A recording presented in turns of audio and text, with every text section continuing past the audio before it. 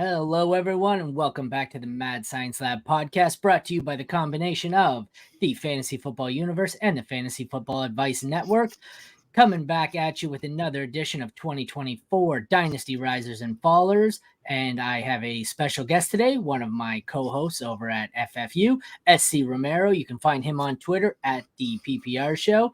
How's it going, SC? Good, man. Good. Always excited to do these shows with you. Got some risers and fallers. I think my faller might surprise some people. We'll see what happens. It does. I'm sure it will, but I understand the theory behind it. I normally do my little spiel on blah, blah, blah. Where do you want to, or where do you work and all that, but everyone knows where you work. So if you've seen this podcast, you know who SC is. So with the exception of that, I think you probably want to plug, you got a new show coming up. When's that? Yeah, we got the CFB Nation. I'm joining with them to have a new show called The O coming out March 5th, next Tuesday. It will be a bi-weekly show covering everything Oregon, mostly the Oregon Ducks. So look out for that. All right. Like I said, everything else, they know all about you. You've been on my show like 200 times, so we're good. We do a show together every day. Yes, all right. Let's get into it then with your riser. That is Pittsburgh Steelers running back Najee Harris going into his fourth season. He trended the wrong way in finishes. He was RB3, 14 and 23. Last year on 255 attempts, he rushed for 1,035 yards, 8 touchdowns, 29 receptions on 38 targets for 170 yards and no receiving touchdowns. His current ranking right now on Keep Trade Cut, RB25, 107 overall in 1 QB. Fantasy Pros, he is RB23, 74th overall. So basically, he's a borderline RB2 here on both sites. Obviously, the difference is 25, more than 30 spots higher on Fantasy Pros. That's because Fantasy Pros, the experts, they love to push the quarterbacks down, so everybody else is higher. Whereas KTC is more your general public, so they overvalue quarterback. Low end RB2, where do you have him? Where do you think he goes? Yeah, man, I think he has the potential to have a top 10 finish again. I mean, new OC there, Arthur Smith is there now, so he's going to run the rock. People, I feel, sleep on Najee. He hasn't had a season less than 1,000 yards rushing since he's been in the league. His freshman, I'm used to Devi talk. His rookie season, he was his best season by far, 1,200 rushing yards, 467 receiving yards.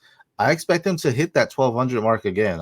People are all like, "Oh, Jalen Warren's in there, sure," but Najee's gonna be that prime back. He's gonna be the one that Arthur Smith leans on, and I think they're going to just pound the rock with him, and thus he's going to get into the end zone. The question will be what it's been the past couple of years. Will Pittsburgh get their offensive line better? If they can address that and get some different tackles, even maybe a guard or so, expect a big blowout for Najee Harris, and I think he can finish as a top 10 back this season. He is in an interesting tier on Fantasy Pros. Excuse me. Too many recordings. Tier 4, which goes from 19 to 31, with the exception of him and Tyjae Spears, maybe Brian Robinson Jr., who the jury's still out on. There aren't many options here for youth, and those are the only ones I like. Zach Charbonnet, I'm not as high on. Basically, the rest of the options in his tier are all right if you're in a win now mode, but like if you want any longevity, him and Spears are your best bet in this range. Like you're looking at, besides him and Spears, Kamara, Mixon, Henry, Aaron Jones, Eckler, Chubb, Connor. That's like the who's who of waiting on the age cliff right there. Right. So is that why you're assuming? I mean, even the tier above him, there's nothing guaranteed in the tier above him. They've got Javonte. We don't know if he's any good. DeAndre Swift. Stevenson and Pollard, I could see him conceivably, with some of these guys who just I don't think are very good, and some of these guys who are going to go off the age cliff. I could easily see him with a decent season going from 23 to somewhere in the 10 to 15 range. So, is that kind of what your thinking is here of why you see him being a riser? Yeah, because I think people are sleeping on him because he's had, he's digressed as far as yardage and his end of season ranking, right? But I still think he's a solid back. A lot of people didn't like the age that he was coming out a little bit older, but still he's still someone that I think has a lot of juice left in him, and I think Arthur Smith is going to utilize that. If they bring in Russell Wilson or Justin Fields, we may think a little bit differently here, just because those quarterbacks can, rush the ball as well. But I still think Arthur Smith is going to lean on him. And people loved Jalen Warren last year. Jalen Warren had, I think, like 700 yards too. But again, Najee was the prime back, had like 60, 70 more carries than Jalen Warren. Then I think that's going to continue, and he's going to continue to be this prime back. And this is a contract year for him. So this is a huge year, and I think we're going to see that blowout. I know what you're saying, and I completely agree with all of it. But having said that, every time you say the words Arthur Smith, I go, oh, just no. I get what you're saying. You want to run, he's run heavy, and that's good. But Arthur Smith, I've Bijan Robinson trauma flashbacks here. But that was, as a head coach. I think as an OC, he's gonna be a little bit different, right? It's not just him. He's actually having to answer Tomlin. Tomlin will say, "No, Najee's the guy," right? So as an OC, I love Arthur Smith. As a head coach now, yeah, if he went down there and be the head coach of Pittsburgh, I'd be like, okay, maybe I'm out. But still, Mike Tomlin there, so I have some faith. This is one of those spots where if you want to sell Najee higher and try and convince people, don't mention the words Arthur Smith in your argument. Sure. Everything he says is right, but he can have a nice 5-minute explanation of why Najee's a great riser, and he ends it with Arthur Smith, and nobody heard anything but Arthur Smith. Yeah. It's just terrible. But no, I agree. Like he could really rise up in this range, and I don't see many ways for him to fall. The guys below him or in his range, it's like 8 guys who are old. Then you've got Mostert, old. Ford, Khalil Herbert. I don't think they're anything. Chuba Hubbard. Kendre Miller maybe gets a chance. I know everyone's anointed Zamir White as the new Raiders starter. I don't think it's that easy. I have to go all the way down to 40 where I see someone with some potential. Chase Brown. Oh, I've got Roshan here. So I got Roshan and Chase Brown, but I don't see any way where he loses significant ground. I know he's only RB23, but that seems safe where he only has room to go up, which is the exact opposite argument we're about to put in for a guy that everyone's they're not going to like this, but I agree. Your faller is LA Rams receiver Puka Nacua, who's going into the second year. He was wide receiver 4 last year. 105th overall, or 105 receptions for 160 targets, 1,486 yards, and 6 touchdowns. Cooper Kupp missed a considerable amount of time.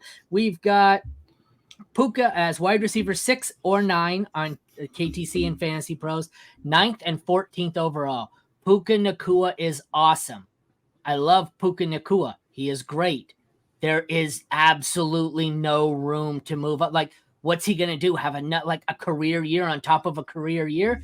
I don't see where there's any room to go up here. I don't get. So he finished as wide receiver 4 last year. I just don't see how he finishes any higher. Kupp missed a lot of time. We had a bunch of old receivers fall off. Jefferson missed half the season. Jamar Chase dealt with a nightmare of injuries there. There's no way he can be wide receiver 4 again. I can't see how it happens. So go ahead. I'll let you get into it. I can't see how it happens. No, you mentioned it. I mean, Keenan Allen played 13 games, still finishes wide receiver 10. Devontae Adams didn't have a quarterback unless I love Aiden O'Connell, but let's be real. If Devontae Adams had even Derek Carr again, it would have been a different story, right? So if they go out there and get someone, we can see something different there if he gets traded. Diggs dropped off the face of the earth, in week 10. So that's something to consider. Chase had Browning to close out the season, so that's also something to consider. A.J. Brown saw more targets and more receptions, but had 40 less yards and 4 less touchdowns. So great year for Puka, but you hit it on the money.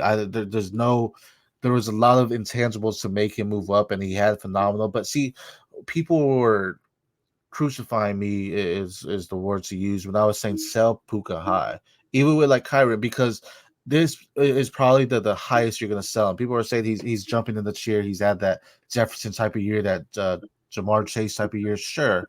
But I also think he's a sell high. That was a great season for him, and I don't necessarily. You're losing value at this point because I don't think there's a realm where he's going to be wide receiver 1, 2, or 3. That 4 is even unlikely again because you're going to have Jefferson come back into the fold, right? So you're going to drop, so you're losing some value with him right there. So you should have sold high for him if you were able to get like a first and second or maybe a couple first. I would have done that, but we'll see. But that's the point. He has to be a sell high because you can't sell any higher unless you believe he is going to pass, like to finish fourth again. He'd still have Jefferson, CeeDee Lamb, Jamar Chase. Unless you believe there's nobody else in the league, AJ Brown's not going to bounce back. Unless you believe he can pass any of those guys, there's just nowhere to go but down. Even if he finishes, like, say he's still a wide receiver 1, which I think he is. I think he's a great wide receiver. There's just nowhere to go but down. He's so high that even like it's the same can be said about the Jefferson Chase Lamb. You know, Jefferson and Chase, they were awesome. They were probably sell highs, not because they're not going to be great, just because their value can't get any higher. And you've seen Chase had a bad year. Things went down and his value dropped. So he's not a sell high. But when they're at their peak like this, you've seen it the year Jonathan Taylor was the RB1. RB1 means your value cannot go up. You can't be RB1 plus. You're RB1. It can't go up. And unless you think Puka Nacua is the wide receiver 1, 2, or 3 overall this year, which I don't believe. I don't think he is. I would have Jefferson, Chase, Lamb, St. Brown, and AJ Brown. I didn't forget about St. Brown. Yeah. I don't even consider him over any of those 5. And I'm not trying to be dismissive. I love him, but I'm not even considering him any higher than my 6 off the board. I think those 5 are easy picks for me. I'm not. It's something about his talent, right? Great. He's in the NFL. He's a phenomenal athlete, but we're playing a game here called fantasy football, right? So when you come to that, it comes to looking at the, like you said, even if he drops down to wide receivers 10, he's still a top 10 wide receiver, but you lost value now because people are going to say, oh, it's a fluke season, right? He's not going to be a top 5 wide receiver again. So that's where my thought is on trying to sell him when you can. If you can go get Marvin Harrison Jr. or Malik Neighbors for him, I'm doing that in a heartbeat. You know, but it's because you sell on that value. And I just think they're, as a rookie prospect, they have more upside.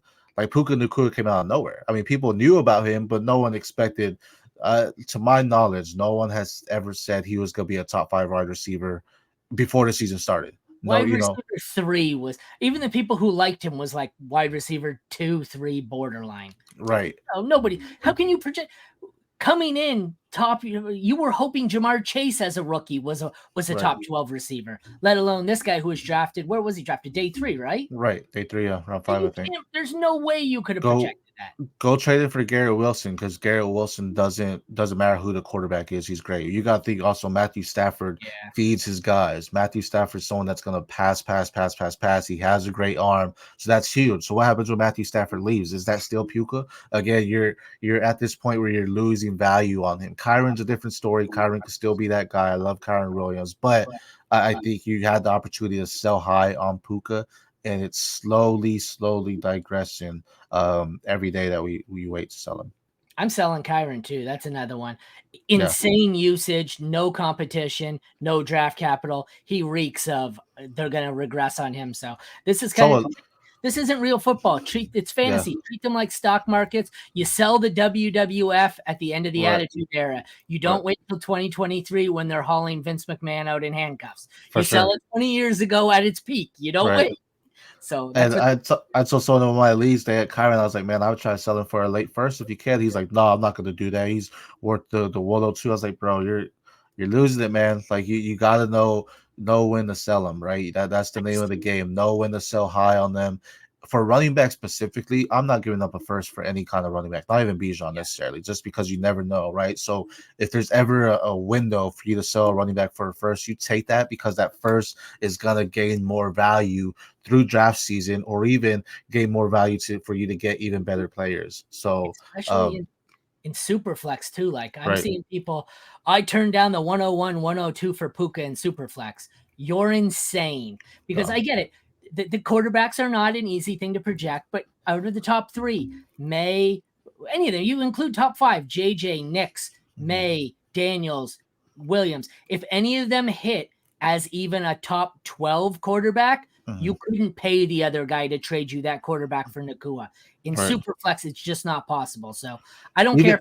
But like if you have Justin Jefferson, you're still not getting Josh Allen for him. Even as good as Allen or as Jefferson is, it's super flex. I don't get it. Even that, I mean, if they offered you 101 and 102, and let's say you had Josh Allen and Patrick Mahomes as your quarterback, and maybe you had like Derek Carr on the bench or something crazy, I would take that in a heartbeat because, like, okay, I'm gonna go get Marvin Harrison and Malik Neighbors. You know, guaranteed I get the two top receivers. Then if you don't like any of the quarterbacks, so again, people are gonna hate me for it, but man, Puka, you gotta sell him, man.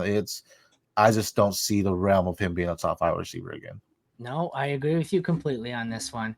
All right, well that excuse me, that wraps up another edition of Dynasty Risers and Fallers with my guest and co-host SC Romero. Thank you all for tuning into the Mad Science Lab podcast, brought to you by the combination of the Fantasy Football Universe and the Fantasy Football Advice Network.